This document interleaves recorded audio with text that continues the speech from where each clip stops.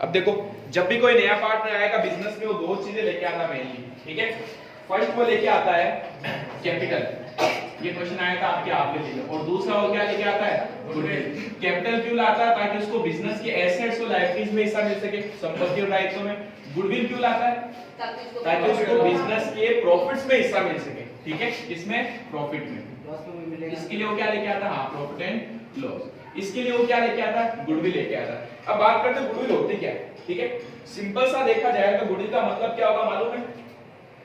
Goodwill होती है किसी भी बिजनेस की रेपुटेशन, ठीक है। क्या आप किसी भी बिजनेस के पार्टनर बन जाओगे क्या जाके? वो बोलेगा ठीक है, हम जाके बोलते थे काम करो, कितने रुपए लगे हुए, 10 लाख लगे हुए, ठीक है, मैं आपका पार्टनर बन जाता हूं, 5 लाख मेरे से ले लो, बना लेगा? नहीं। वो क्या कहता है, वो कहता है आज तक मैंने मार्केट के अंदर काम किया 5 साल या 10 साल जो भी होता है, ठीक है। मैंने आज इमेजिन करो 10 साल काम किया, ठीक है। एक आदमी है एक्स जिसका बिजनेस चल रहा है, वो अच्छा खासा प्रॉफिट कमा रहा है, उसने बिजनेस के अंदर 20 लाख रुपए लगाए थे। कब लगाए थे? जब उसने बिजनेस स्टार्ट किया, ठीक है। और आज भी उसके बिजनेस में 20 लाख लगे हुए। मैं अगर इसका पार्टनर बनना चाहूं तो मैं इसको जाके बोलूं कि भाई ये काम कर, 20 लाख लगाया तूने, 10 लाख मेरे से ले ले, मैं तेरा पार्टनर बन जाता हूं, ठीक है। ये क्या बोलेगा मालूम है?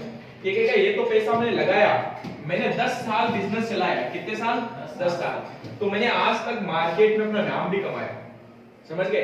अब कई लोग ऐसे होते हैं जो सिर्फ मेरे नाम से मेरे बिजनेस में आते हैं, मेरे से गुड्स खरीदते हैं, ठीक है, और मुझे अच्छा खासा प्रॉफिट होता है। तो तू ये जो 10 लाख दे रहा है, ये तो किसके लिए दे रहा है? ये दे रहा है तू कैपिटल के लिए। यानी अगर तुझे मेरे बिजनेस की संपत्ति और दायित्व में हिस्सा चाहिए तब तो ठीक है, 10 लाख रुपए दे दे। लेकिन अब तुझे अगर मेरे बिजनेस के प्रॉफिट में भी हिस्सा चाहिए तो तुझे इस कैपिटल के अलावा क्या लाना पड़ेगा? गुडविल लानी पड़ेगी, समझ गए। तो क्या होता है, वो कैपिटल तो देता ही है, इसके साथ साथ में गुडविल का एडिशनल अमाउंट भी आपको पे करता है, समझ गए। अभी जो गुडविल का अमाउंट पे करना है किस तरीके से होगा, अब इसमें अपन 3 पार्ट्स में इस गुडविल को डिस्ट्रीब्यूट करते हैं, ठीक है। 3 पार्ट्स कौन से होते हैं, अभी एनालिसिस करते हैं।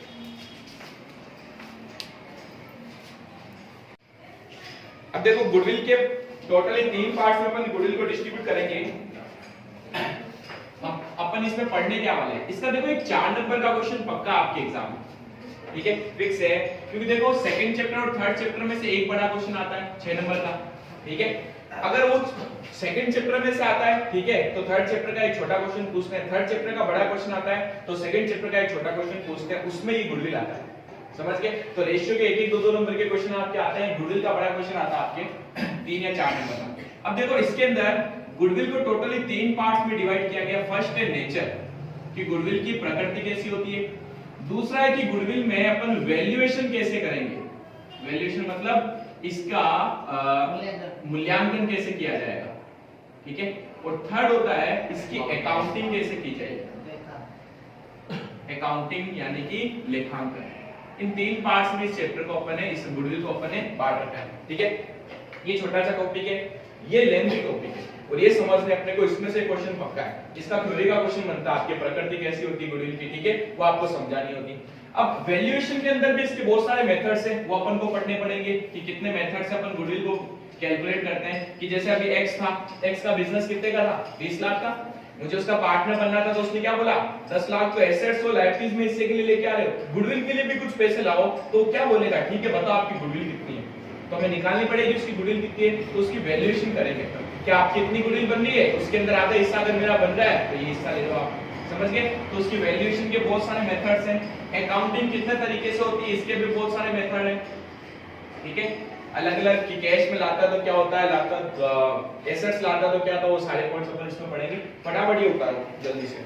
और फर्स्ट अपन ये काम करेंगे, लास्ट में करेंगे, पहले मैं आपको डायरेक्टली वैल्यूएशन पहले। अब देखो मैं आपको फर्स्ट पहले करा रहा हूं वैल्यूएशन, ठीक है। अच्छे से पढ़ना है आपको, वैल्यूएशन कितने तरीके से होगा इसका, ठीक है, बहुत इंपॉर्टेंट चीज है। सेकंड चैप्टर में भी और थर्ड चैप्टर में भी है, इसलिए थर्ड चैप्टर में इन चीजों को वापस समझाया नहीं गया, वो हम मान के चलते कि आप सेकंड चैप्टर से पढ़ के आए हो, ठीक है। तो अब देखो valuation of goodwill, valuation of goodwill, ख्याति का मूल्यांकन।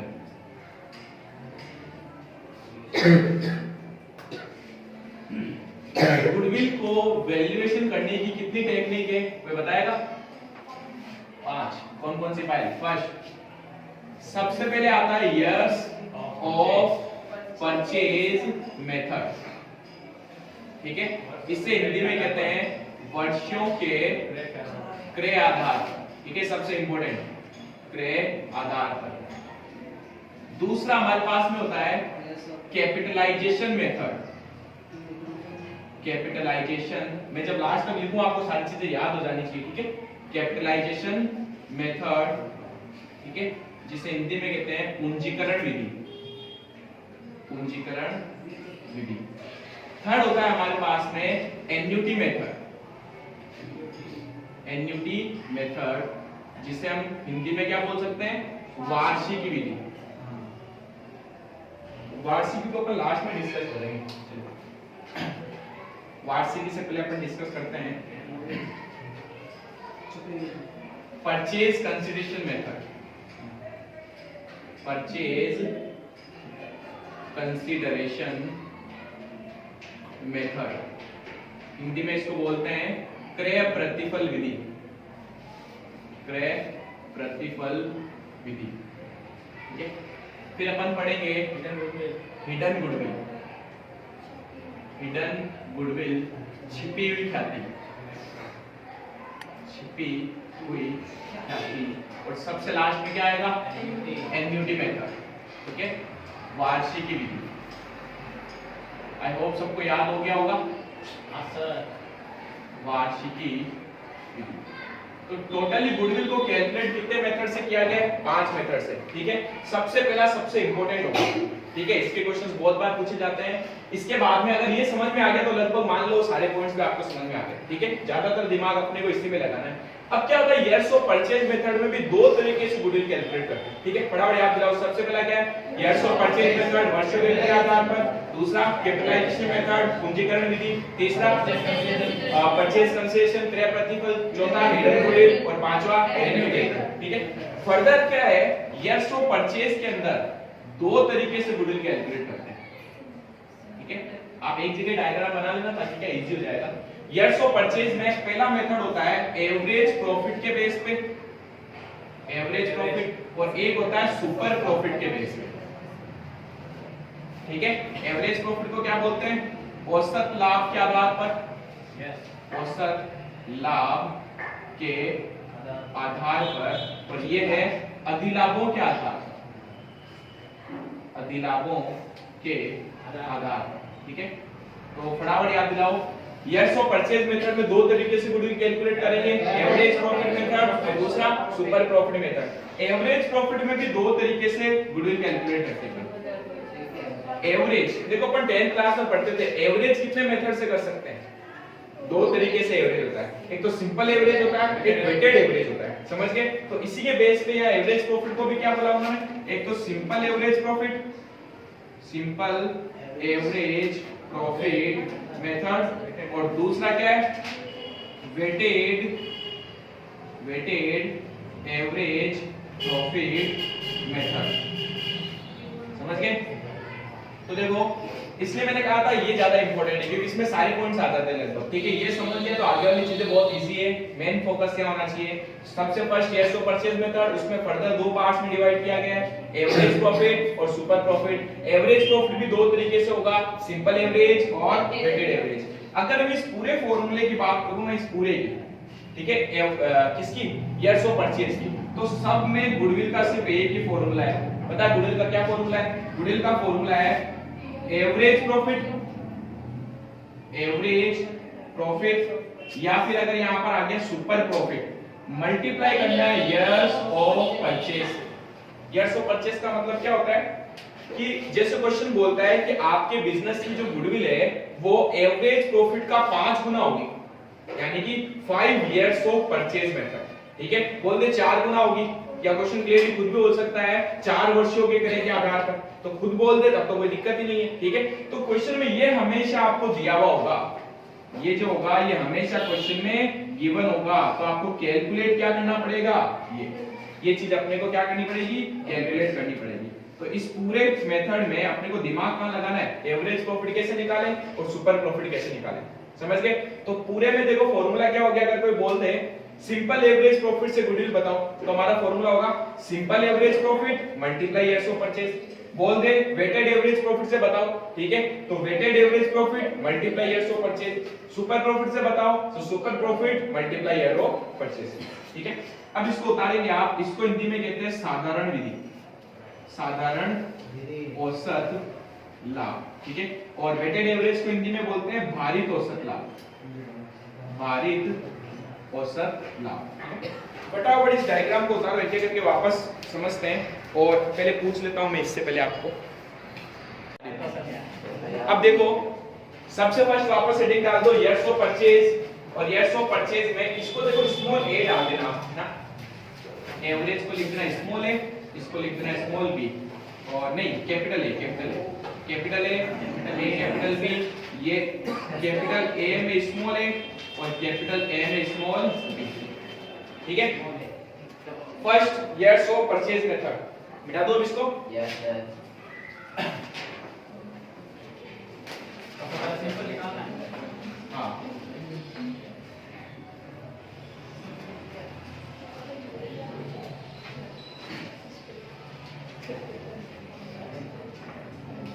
years of purchase method heading डाल दो फटाफट, years of purchase method, वर्षों के क्रय आधार, वर्षों के क्रय आधार।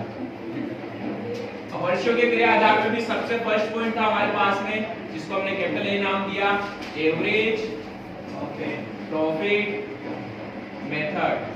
हिंदी में क्या बोलेंगे इसको? औसत लाभ विधि, औसत लाभ विधि, ठीक है। औसत लाभ में भी सबसे फर्स्ट स्मॉल है, क्या लिख पढ़ा था हमने? Simple average profit method, simple average short में लिख रहा हूं, प्रॉफिट मेथड, साधारण औसत लाभ विधि। अब देखो इसमें हम गुडविल कैसे कैलकुलेट करेंगे? गुडविल का फॉर्मूला क्या बन जाएगा हमारा? Goodwill is equals to simple average profit, क्योंकि देखो मेथड कौन सा है? सिंपल एवरेज वाला है, तो सिंपल एवरेज आ जाएगा, मल्टीप्लाई में लिख देंगे इयर्स ऑफ परचेज। इसे हिंदी में लिखे तो ख्याति बराबर क्या होगा? साधारण औसत लाभ, साधारण औसत लाभ मल्टीप्लाई वर्षों का क्रय, ठीक है। अब देखो यहाँ पर एक वर्ड आया सिंपल एवरेज प्रॉफिट। मैंने कहा ना ये तो क्वेश्चन में हमेशा दिया हुआ ही होगा, इसका तो सोचना ही है अपने को। निकालना क्या है? सिंपल एवरेज प्रॉफिट कैसे निकालेंगे? सिंपल एवरेज प्रॉफिट निकालने का फॉर्मूला होता है, क्या फॉर्मूला होता है? अब देखो इसमें कैसे कैलकुलेट करना है। आपको 4 या 5 साल के प्रॉफिट दे रखे होंगे क्वेश्चन में, कितने साल के? 4-5 साल के। यहाँ समझ लो, सब छप जाएगा दिमाग में, ठीक है। तो बुक में देखोगे तो फिर कुछ नहीं सकता है। तो सिंपल एवरेज प्रॉफिट में अपने को 4 या 5 साल के प्रॉफिट दे रखे होंगे हमेशा। हमें क्या बोलेगा क्वेश्चन? कहेगा उनका एवरेज करो, और एवरेज कौन सा वाला बोला है? Simple average. तो बताओ अगर मैं आपको 5 साल का प्रॉफिट दे दूं और मैं बोलूं एवरेज करो, तो कैसे करोगे? 5 साल के प्रॉफिट की टोटल कर लो, अपॉन में 5 लिख दो। 6 साल के प्रॉफिट है, सबकी टोटल अपॉन में 6, समझे? ऐसे एवरेज करते थे अपन। तो यहाँ पर क्या होगा? 4 या 5 साल के जो प्रॉफिट दे रखे होंगे उसका एवरेज करना है, तो देखो फॉर्मूला क्या लग जाएगा? टोटल प्रॉफिट, कुल लाभ, डिवाइड में क्या आ जाएगा? Number of years, number of years, बस, ठीक है। अब बात ये आती है कि जो प्रॉफिट होगा ये कौन सा प्रॉफिट होना चाहिए? ये होना चाहिए आपके पास में एक्चुअल प्रॉफिट। क्या होना चाहिए? एक्चुअल प्रॉफिट, ठीक है। अब बात करते हैं एक्चुअल प्रॉफिट की। क्या होता है बिजनेस में? जो आपको प्रॉफिट्स दे रखे होते हैं क्वेश्चन के अंदर, उसमें कई ऐसी चीजें भी होती है उस प्रॉफिट में शामिल जो आपने प्योरली बिजनेस से नहीं कमाई। जैसे बताओ मेरा बिजनेस चल रहा है कपड़े का, ठीक है, मैंने प्रॉफिट कमाया और साथ ही साथ में मेरे बिजनेस के जस्ट बाहर, यानी जो मेरी बिल्डिंग है उसके बाद मैंने 2 दुकानें किराए पर दे रखी है, उसका किराया प्राप्त होता मुझे। तो क्या ये जो रेंट मिल रहा है आपको, ये इस बिजनेस की इनकम है क्या? नहीं।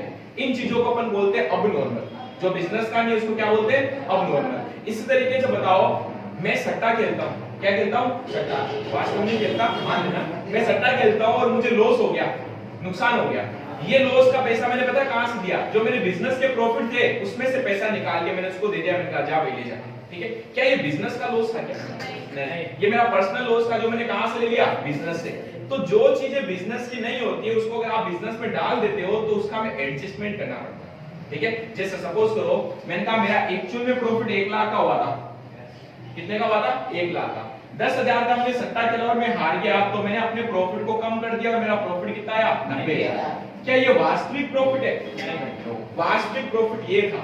ठीक है, जबकि क्वेश्चन में आपको जो दे रखा होगा ना, ये दे रखा होगा 90,000 और इसके ब्रैकेट में लिखा होगा, पता क्या लिखेगा हो? 10,000 स्पेकुलेशन लॉस, सट्टे की हानि। ठीक है, अब मुझे क्या करना है? मुझे एक्चुअल प्रॉफिट निकालना है, तो मैं क्या करूं बताओ? इस 90,000 में 10,000 वापस जोड़ दूंगा। मैं क्या कहूंगा कि भाई बिजनेस का लॉस तो है नहीं, मैंने माइनस कर दिया, वापस जोड़ लो। आया समझ में? तो इस तरीके से आपको क्या करना है, अगर कोई अबनॉर्मल चीज दे रखी हो तो उसको हमें वापस इसमें ऐड बैक कर लेना होता है। इसी तरीके से बताओ, अगला महीना अच्छा गया, 1 लाख का प्रॉफिट हुआ, मैंने फिर सट्टा खेला, इस बार मुझे 20,000 की इनकम हो गई। क्या हो गई? तो ये इनकम मैंने बिजनेस में डाल दी वापस। अब बताओ मेरा प्रॉफिट कितना हो गया? 1,20,000। क्या ये वास्तविक प्रॉफिट है? नहीं, ये 20,000 मैंने बिजनेस से कमाए नहीं। ठीक है, जबकि मैंने इसको कहां शामिल कर रखा है? बिजनेस के प्रॉफिट में। तो मुझे क्या करना है? इसको वापस हटाना पड़ेगा। तो एक चीज तो समझ में आ गई, अगर लॉस होता है तो उसको वापस ऐड करते हैं, और अगर प्रॉफिट होता है तो उसको वापस लेस कर देते हैं, तो मेरा एक्चुअल प्रॉफिट आ जाता है। समझ गए?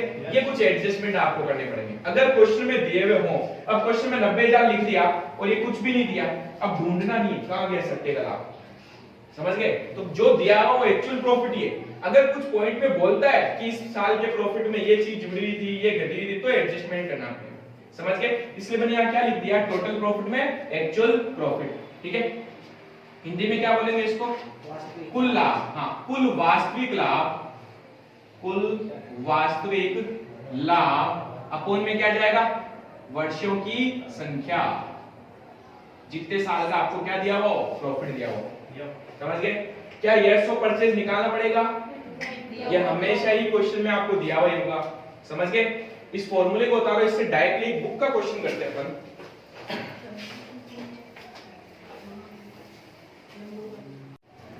अब देखो क्वेश्चन नंबर 3 है। क्या लिखा हुआ क्वेश्चन में? आपको 5 साल के प्रॉफिट्स दे रखे हैं। क्वेश्चन हमेशा आपको बताएगा ईयर्स ऑफ परचेज। देखो ईयर्स ऑफ परचेज कितना लिख दिया? 3। यानी ये मल्टीप्लाई जो आप करोगे, ये वाला फॉर्मूला लगाना, मल्टीप्लाई जब अपन करेंगे तो क्या आएगा? यहाँ पर 3 से मल्टीप्लाई हो जाएगा। ठीक है, अब मुझे क्वेश्चन कह रहा है कि method of 5 years of average profit. ठीक है, कई बार बच्चे इसको 5 से मल्टीप्लाई कर देते हैं। ये 5 तो क्या है? 5 साल के प्रॉफिट है, इनका एवरेज निकालना है। ईयर्स ऑफ परचेज कितना है? वर्षों का क्रय कितना है? 3। ठीक है, तो हमारा फॉर्मूला लगेगा यहाँ पर गुडविल बराबर क्या फॉर्मूला होगा? सिंपल एवरेज प्रॉफिट पूछा है। ठीक है, और प्रॉफिट आपको दे रखे हैं 5 साल के, क्या हो जाएगा? Simple average profit, simple average profit multiply years of purchase. ठीक है, तो इयर्स ऑफ परचेज को क्वेश्चन में दिया हुआ है 3, यहाँ 3 लिख देते हैं। ठीक है, अच्छा एक चीज बताओ, क्या ये नॉर्मल प्रॉफिट ही है क्या आपके? Actual profit?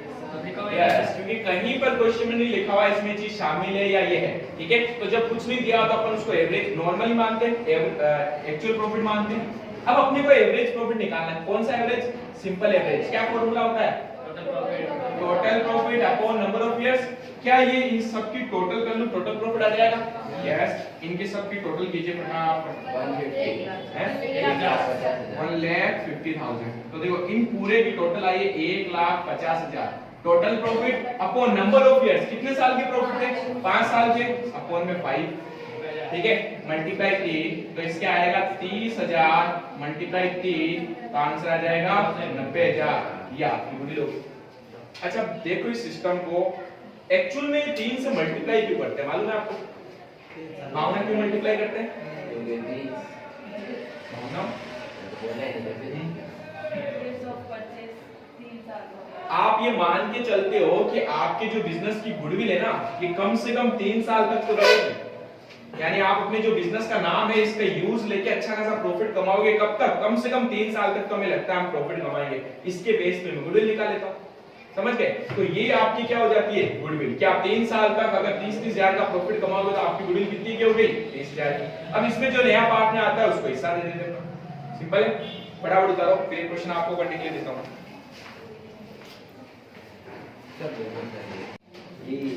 अब देखो फोर्थ क्वेश्चन नेक्स्ट सेम है, बट वहां पर फर्क क्या है, एक साल में आपको लॉस भी हुआ है। जब लॉस होता है तो आप टोटल प्रॉफिट निकालोगे तो कुछ नहीं करना, उसको माइनस कर देना है बस, ठीक है।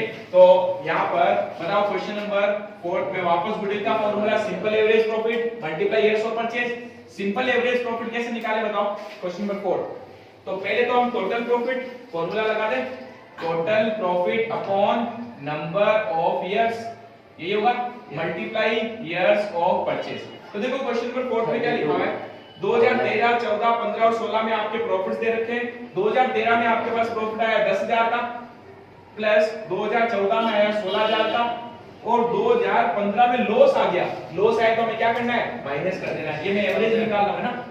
और अगले साल आपको 12,000 का क्या आया प्रॉफिट, ये टोटल प्रॉफिट आ गया अपॉन नंबर ऑफ इयर्स। कितने साल है, 1 2 3 4, 4 साल है, डिवाइड बाय 4 कर दो, ठीक है। अच्छा ईयर्स ऑफ परचेज दिया हुआ है क्या क्वेश्चन में, यस, कह रहा 2 वर्षों के क्रय के आधार पर on the basis of 2 years purchase method, तो मल्टीप्लाई कर देना 2 से, 32 अपॉन 4, 32,000 अपॉन 4 मल्टीप्लाई 2, इससे 2 से 2 कट गया, 16,000 के आगे आपकी गुडविल, ठीक है। उतारो फटाफट, जल्दी करो। अब देखो कल अपन ने एक तो गुडविल का किया था फर्स्ट मेथड कौन सा था, फर्स्ट मेथड था years of purchase method, years of purchase method वर्षों के आधार पर। उसमें भी हमने फर्स्ट कौन सा देखा था, एवरेज मेथड। और एवरेज प्रॉफिट मेथड के अंदर भी क्या था, एवरेज प्रॉफिट में हमने देखा था सिंपल एवरेज प्रॉफिट मेथड से गुडविल कैसे निकालते हैं, ठीक है। जिसका फॉर्मूला क्या था, goodwill is equals to simple average profit, simple average profit multiply years of purchase. Years of purchase का मतलब क्या होगा, कितने वर्षों के क्रय के आधार पर या कितने गुना, ठीक है, ईयर्स ऑफ परचेज ये था। और इसके अंदर सिंपल एवरेज प्रॉफिट कैसे निकाल लेते, टोटल प्रॉफिट निकाल लेते पूरे साल का, अपॉन में क्या लिख रहे थे, नंबर ऑफ इयर्स। और ये प्रॉफिट जो होता था ये कौन सा प्रॉफिट होता था, एक्चुअल प्रॉफिट। तो जब भी आप गुडविल निकालोगे हमेशा ये चीज ध्यान रखना, जो भी प्रॉफिट होगा वो हमेशा एक्चुअली होना चाहिए। कौन सा प्रॉफिट होना चाहिए, एक्चुअल प्रॉफिट, ठीक है। चलो तो ये तो मेथड अपन ने कल कर लिया था। इसके ऊपर एक क्वेश्चन और था अपने, क्वेश्चन नंबर शायद सेकंड, क्वेश्चन नंबर 2,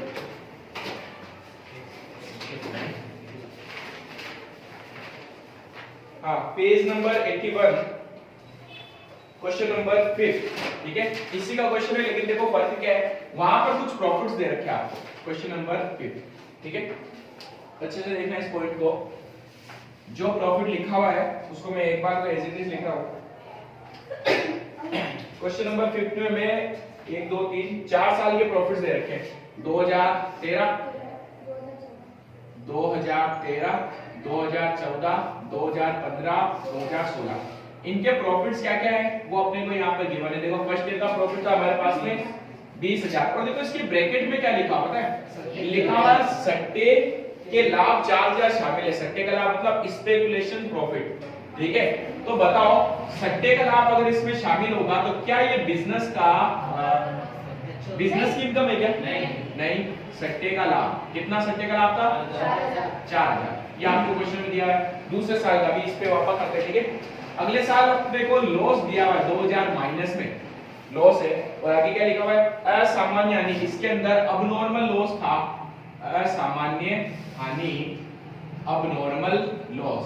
कितना था अबनॉर्मल लॉस, 16,000 था, ये इसमें शामिल है।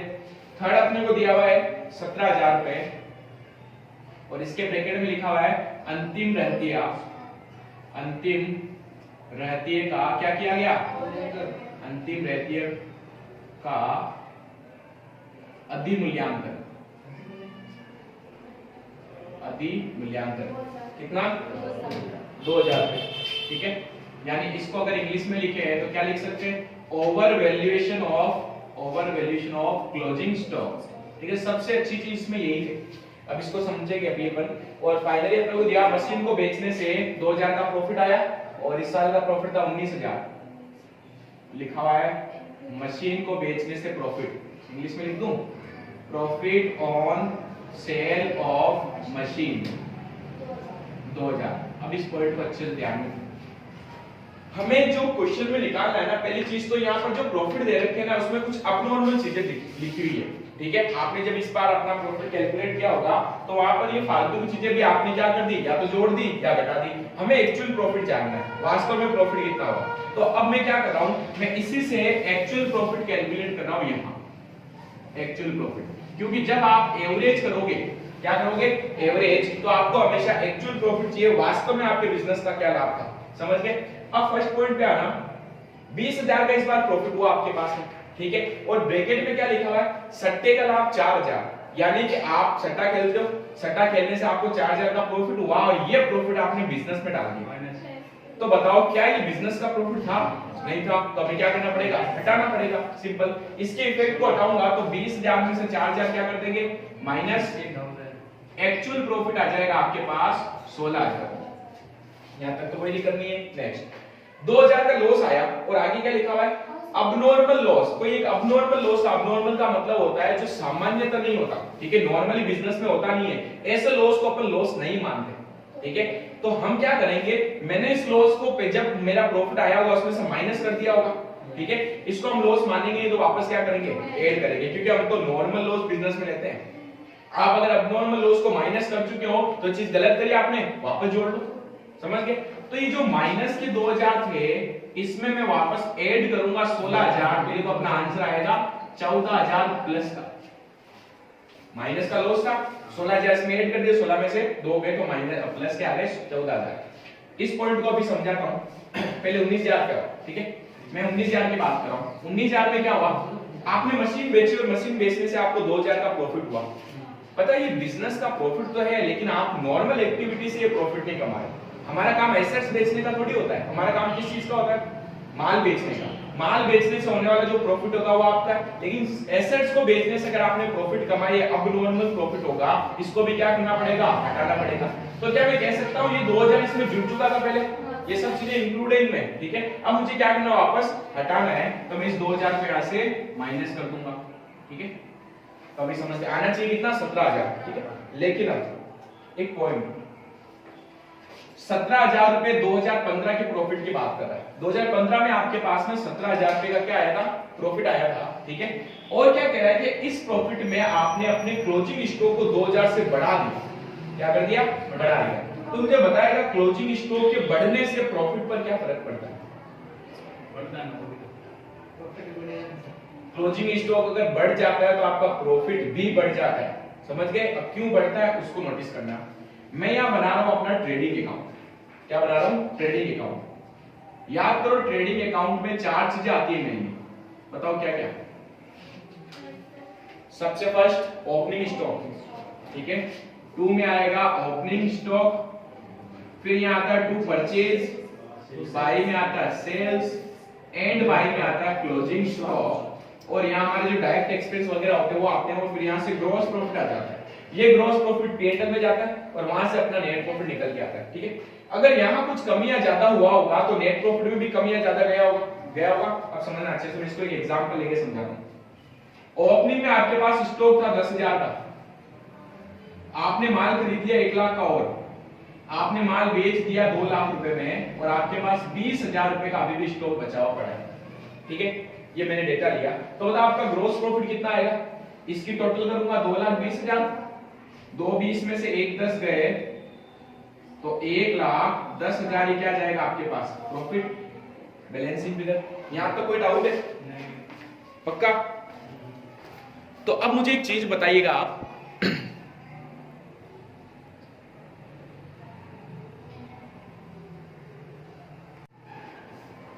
तो अब देखो, अगर मैं आपको ये बोलूं इसमें कि आपका यहां पर ये जो क्लोजिंग स्टॉक है ये अभी कितना आ रहा है, 20,000।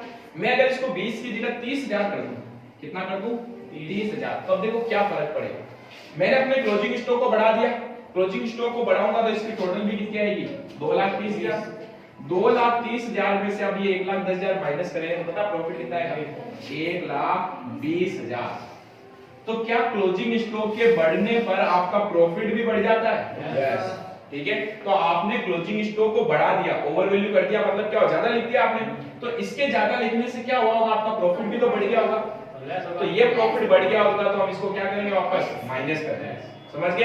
तो ये आ गया यहाँ पर 17,000, इस 17,000 में से माइनस कर दूंगा कितने 2,000, तो यहाँ जाएगा कितना 15,000। ठीक है, यहाँ तक कोई डाउट है? अब मुझे एक चीज बताइएगा, अगर 2015 का क्लोजिंग स्टॉक बढ़ गया तो क्या 2016 का ओपनिंग स्टॉक भी बढ़ जाएगा? यस। तो गड़बड़ तो दो जगह हो गई ना। अगर ये क्लोजिंग स्टॉक इस साल का बढ़ा तो अगले साल का ओपनिंग स्टॉक भी बढ़ेगा। अब बताओ मुझे, अगर ओपनिंग स्टॉक बढ़ता है तो क्या होगा? अब मैं वापस इस क्वेश्चन को उसी वैल्यू पे लेके आ रहा हूं। मैंने कहा ये 20,000 इमेजिन करके समझाने के लिए बता रहा हूं, ठीक है। मैंने कहा आपने गलती से इस 10 को 20 कर दिया, यानी ओपनिंग स्टॉक बढ़ा दिया आपने, इसका इफेक्ट क्या हुआ आप देखो, 2,20,000 में से अब 1,20,000 कम हो गए, आपका प्रॉफिट चाहे 20 आना चाहिए था, वो अब कितना आएगा 1,00,000 क्या आएगा, तो आपका प्रॉफिट कम हो गया। अगर क्लोजिंग स्टॉक बढ़ता है तो आपका प्रॉफिट भी बढ़ता है, इसलिए आपको सही करना है तो माइनस कर दो। और अगले साल का, यानी मैं 2016 की बात कर रहा हूं, क्या ये पिछले साल का क्लोजिंग स्टॉक अगले साल के ओपनिंग में भी गया होगा? यस। तो इसने उसके भी ओपनिंग स्टॉक को बढ़ा दिया। ओपनिंग स्टॉक अगर बढ़ता है तो आपका प्रॉफिट कम हो जाता है, मुझे सही करना है, क्या करेंगे वापस बढ़ा देंगे, समझ गए। इसलिए यहाँ पर यहाँ तो माइनस होगा और यहाँ क्या होगा प्लस होगा, समझ गए। कई बार स्कूल के टीचर आपको ये पॉइंट आते हैं, पता क्या समझाते हैं, ये 2,000 को भूल जाओ, उनको ये पता नहीं है ये तो 2 साल का डेटा आ गया, अगर ये आखिरी साल में होता तो क्या होता, तो यहाँ से तो माइनस करना ही पड़ता ना।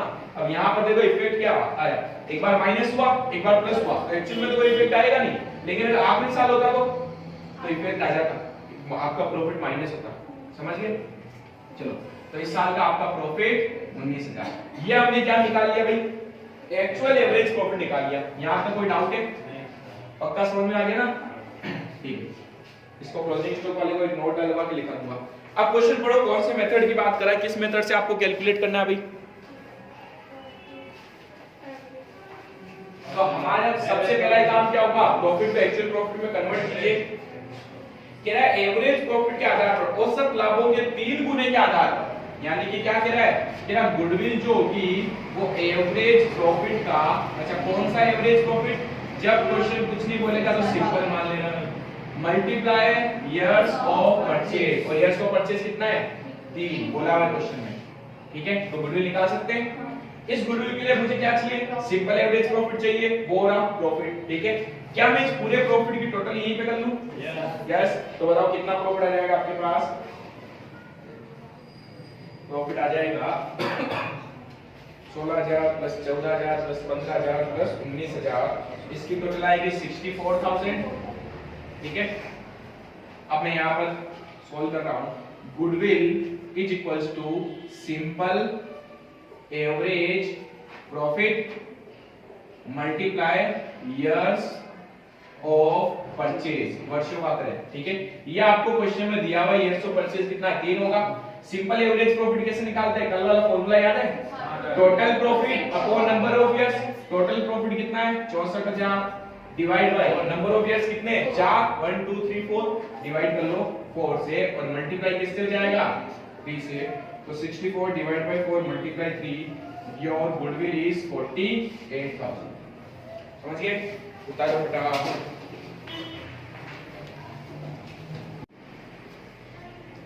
अब देखो सिंपल एवरेज तो हो गया, वेटेड एवरेज, ये इयर्स ऑफ परचेज चल रहा है, इयर्स ऑफ परचेज में फर्स्ट कौन सा है एवरेज प्रॉफिट, एवरेज में भी फर्स्ट सिंपल एवरेज था, पढ़ लिया। इसके बाद सेकंड पॉइंट कौन सा, weighted average, weighted average profit method. अब देखो वेटेड एवरेज, अच्छा इसको हिंदी में क्या कहेंगे, भारित औसत लाभ विधि। इसमें आपको गुडविल निकालनी है, इसमें गुडविल का फॉर्मूला वही है, बराबर क्या बताया था, profit multiply years of purchase. कौन सा प्रॉफिट है यहाँ पर, वेटेड एवरेज, तो आपको भी कौन सा प्रॉफिट लेना है, वेटेड एवरेज प्रॉफिट मल्टीप्लाई कर दो ईयर ऑफ परचेज। ठीक है, हिंदी में लिखे तो क्या लिखेंगे, भारित औसत लाभ, भारित औसत लाभ मल्टीप्लाई वर्षों का क्रय। तो देखो इनके अंदर वर्षों का क्रय तो आपको क्वेश्चन में दे ही रखा होता है, ईयर ऑफ परचेज। आपको कैलकुलेट क्या करना पड़ता है मालूम है, ये कैलकुलेट करना पड़ेगा वेटेड एवरेज प्रॉफिट कैसे आएगा। अब इसके अंदर वेटेड एवरेज प्रॉफिट निकालने के लिए आपको पता क्या करना पड़ेगा, एक टेबल बनानी पड़ेगी। ठीक है, उस टेबल में आपको वेटेड एवरेज का फॉर्मूला लिखना है, टोटल प्रोडक्ट कुल गुणनफल, ठीक है, डिवाइड में आ जाएगा टोटल वेट, ठीक है, कुल भार। तो अब देखो ये टोटल प्रोडक्ट और टोटल वेट कैसे आएगा। आपको क्वेश्चन में क्या दिया होगा, आपको ईयर्स दे रखे होंगे, उन ईयर्स का प्रॉफिट दे रखा होगा। जैसे मैंने कह दिया first year, second year, third, fourth और फिफ्थ, 5 साल के आपको प्रॉफिट दे रखे। फॉर एग्जांपल 10,000, 12,000, 12,000, 3,000 लॉस और 15,000 हो सकता है ऐसा। यस। अब क्वेश्चन कह रहा है गुडविल कैलकुलेट करो और भारित औसत लाभों के 3 गुने के आधार पर 3 years of purchase of weighted average profit. तो अब देखो पहली चीज तो वेटेड एवरेज प्रॉफिट बोला, तो मैं क्या निकालना है, वेटेड एवरेज प्रॉफिट निकालना है। वेटेड एवरेज प्रॉफिट कैसे आएगा, total product upon total weight. ये क्या होता है सर, टोटल वेट। हमें इन सारे प्रॉफिट्स को, ठीक है, जो भी दे रहे हैं इनको वेट देना पड़ता है, भार। क्या देना पड़ता है, भार। ठीक है, क्वेश्चन में अगर दिया हुआ है तो वो भार ले लेंगे, अगर कुछ नहीं दिया हुआ है तो अपन इसको नॉर्मल 1 2 3 4 5। क्वेश्चन बोल दिया 6 से स्टार्ट करो या 6 से लो, अगर क्वेश्चन खुद बोलेगा तो हम 6 से 7 8 9 10 इस तरीके से गिनती लिखनी बस, और कुछ नहीं करना। अगर मैं प्रॉफिट को वेट से मल्टीप्लाई कर दूं तो पता क्या आ जाता है, प्रोडक्ट। प्रोडक्ट को हिंदी में क्या बोलते हैं, गुणनफल। ठीक है, तो ये आ जाएगा आपके पास प्रोडक्ट। इस प्रोडक्ट की टोटल कर लूंगा तो क्या आ जाएगा, टोटल प्रोडक्ट और पूरे वेट की टोटल कर लूंगा तो क्या आ जाएगा, टोटल वेट। बस ये तो चाहिए था प्रॉफिट के लिए। ठीक है, अब बताओ इन दोनों को मल्टीप्लाई किया 10,000, 12 इंटू 2 24,000, 12 इंटू 3 36,000, 3 इंटू 4 12,000 माइनस के 15 इंटू 5 75,000। इन सब की टोटल कर लेते हैं। तो देखो अगर कभी लॉस आता है तो उसको माइनस में लिखना है अपने को। ठीक है, तो 10 प्लस 24 प्लस 36 माइनस 12 प्लस 75 1,33,000। ठीक है, और वेट कितने आ गए, 1 plus 2 plus 3 plus 4 plus 5 15।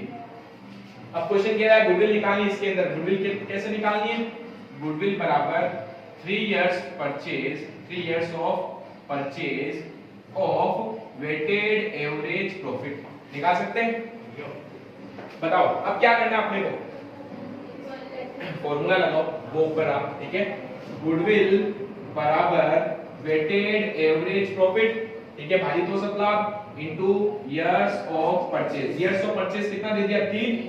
Weighted average profit निकाल सकते हैं, क्या फॉर्मूला है, टोटल प्रोडक्ट, ये रहा total product upon total weight, ये रहा टोटल वेट, तो 1,33,000 डिवाइड बाय 15। ठीक है, तो 1,33 डिवाइड बाय 15 मल्टीप्लाई 3, तो आपकी गुडविल आ जाएगी 26599 है, तो इसको 6 कर दो, 600 26,600 रुपए। सिंपल। ठीक है, फटाफट करो। और नेक्स्ट वाला जो एग्जांपल है वो भी आपको करना है, एग्जांपल नहीं क्वेश्चन है, ये तो एग्जांपल था। तो क्वेश्चन नंबर 6 में भी सेम टू सेम पॉइंट है आपके लिए। ठीक है, देखो क्या दिया हुआ आपको, क्वेश्चन नंबर 6, पेज नंबर है आपके 82। आपको 5 साल के प्रॉफिट्स दे रखे हैं। ठीक है, तो मैं यहां लिख देता हूं ईयर्स 2012, 2013, 2014, 2015 और 2016। ठीक है, इनके प्रॉफिट दिए और देखो नीचे क्या लिखा है, तेरा ख्याति का मूल्य भारित औसत लाभ के यानी वेटेड एवरेज प्रॉफिट के 3 वर्षों के क्रय के आधार पर, तो दे दिया 3, तो 3 जब दे देंगे किससे मल्टीप्लाई करेंगे, कितने दिए हुए वर्षों के क्रय? 3। ठीक है, तो यहाँ पर आपको प्रॉफिट्स गिवन है, बताओ प्रॉफिट कितने दे रखे हैं? पहले साल में 10,000, फिर 12,000, 15,000, 15,000, 19,000 एंड 29,000। पता है इसके साथ ही आपको वेट भी क्वेश्चन में दे रखे हैं, देखो 1 2 3 4 5। ठीक है, तो 1 2 3 4 5। बताओ पहले तो गुडविल निकालनी है। वेटेड एवरेज प्रॉफिट में क्या फॉर्मूला होगा? वेटेड एवरेज प्रॉफिट भारी तो Shitala into years of purchase, वर्षों का क्रय। ठीक है, तो वेटेड एवरेज प्रॉफिट के लिए टोटल प्रोडक्ट ये चाहिए अपॉन में टोटल वेट। अगर इसको मल्टीप्लाई कर दूंगा इयर्स ऑफ परचेज, जो क्वेश्चन में कितना दिया होगा? 3। ठीक है, तो यहां पर मैं लिख देता हूं 3। क्लियर है? अब बताओ मुझे क्या चाहिए? मुझे एक तो टोटल प्रोडक्ट चाहिए, टोटल वेट चाहिए। सिंपल, टोटल प्रोडक्ट कैसे आएगा? प्रोडक्ट को मल्टीप्लाई कर ले, तो यहां लिख रहा हूं प्रोडक्ट। अब देखो 10 इंटू 1 10,000, 12 इंटू 2 24,000, 15 इंटू 3 45,000, 76,000, 1,45,000। इनकी सबकी टोटल एग्जैक्टली, तो सबकी टोटल आ रही है 3 लाख। ठीक है, तो ये प्रोडक्ट की पूरे की टोटल क्या होगी? टोटल प्रोडक्ट, और वेट की टोटल 15। तो देखो टोटल प्रोडक्ट आया 3 lakh divide by total weight आया 15 इंटू 3, 60,000 क्या आ गई? Goodwill. So simple, छापो।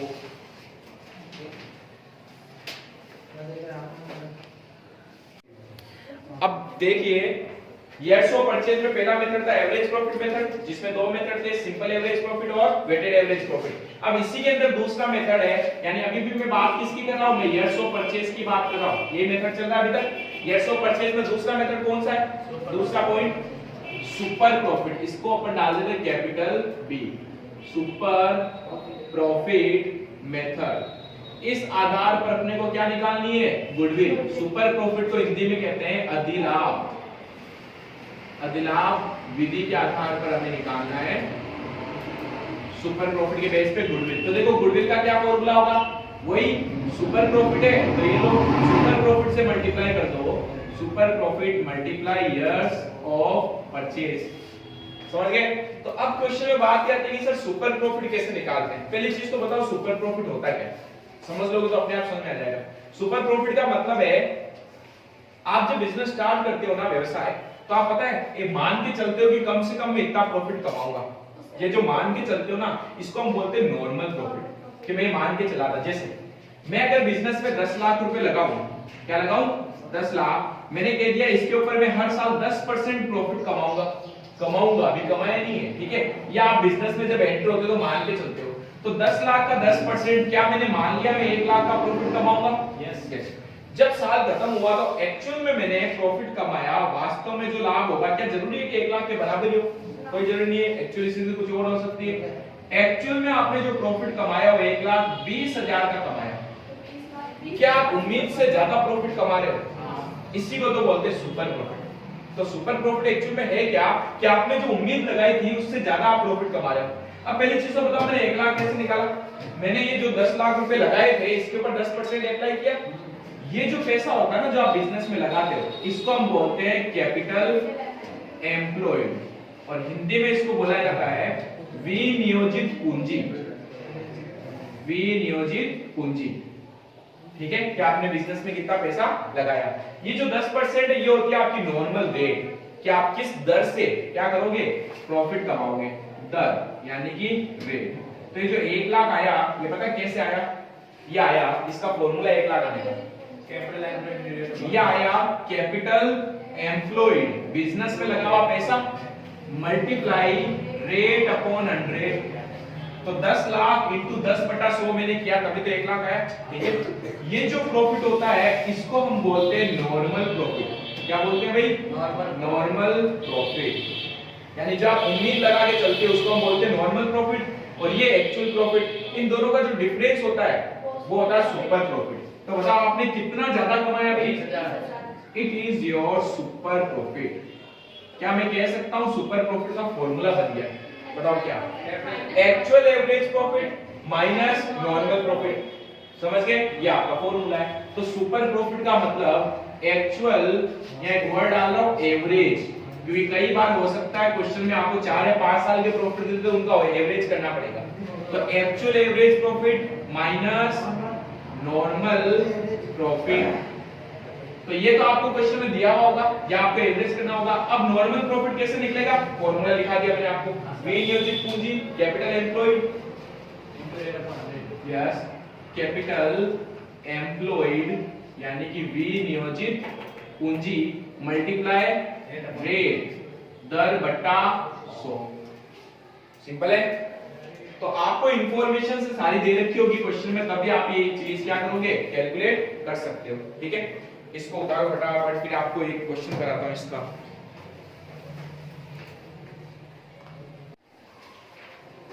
Question number 7 में आओ और देखो क्या लिखा है। क्वेश्चन नंबर 7 में लिखा हुआ है एक फर्म की पूंजी 2 लाख रुपए, यानी कि हमें क्वेश्चन में क्या दे रखा है? कैपिटल दे रखी है 2 लाख रुपए, यानी उसने बिजनेस में 2 लाख रुपए लगाए। फिर आगे क्या बोला हुआ है? नॉर्मल नहीं, औसत लाभ, एवरेज प्रॉफिट दे दिया आपको, एवरेज प्रॉफिट यानी कि औसत लाभ बता दिया। औसत लाभ कितना होगा? 30,000। ठीक है, नेक्स्ट।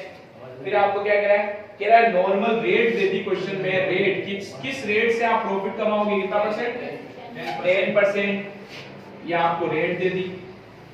फिर कह रहा है ख्याति का मूल्य अधिलाभों के 3 वर्षों के क्रय के आधार पर, मतलब वर्षों का क्रय दे दिया। तो क्वेश्चन में अब निकालना है कि आपने को सुपर प्रॉफिट निकालना है। तो पहली चीज तो मुझे बताओ, इस इंफॉर्मेशन से क्या आप सुपर प्रॉफिट निकाल सकते हो? यस। तो सॉल्यूशन में पहले तो लिख देना, हमें निकालनी है गुडविल। गुडविल बराबर क्या फॉर्मूला होगा? एक्चुअल एवरेज प्रॉफिट, वास्तविक औसत लाभ जो दिया हुआ है क्वेश्चन में, इसमें से अगर मैं माइनस कर दूं क्या? Normal profit.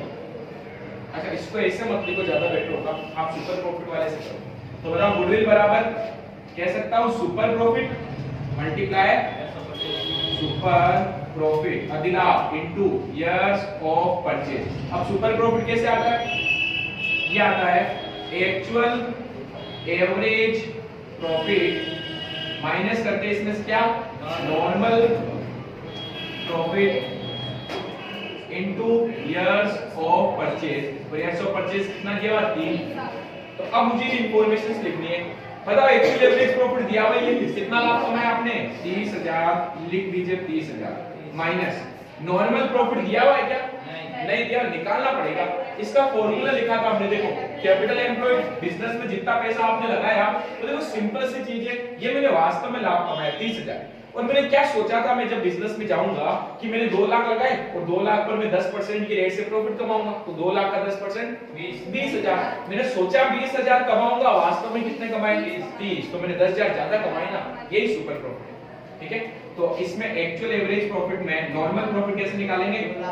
2 lakh capital employed into 10%, ठीक है, इनटू 3। तो ये आया 30,000। 30,000 में से माइनस कर देंगे 20,000 इनटू 3 और 10,000 इनटू 3, तो आपकी गुडविल आ गई 30,000।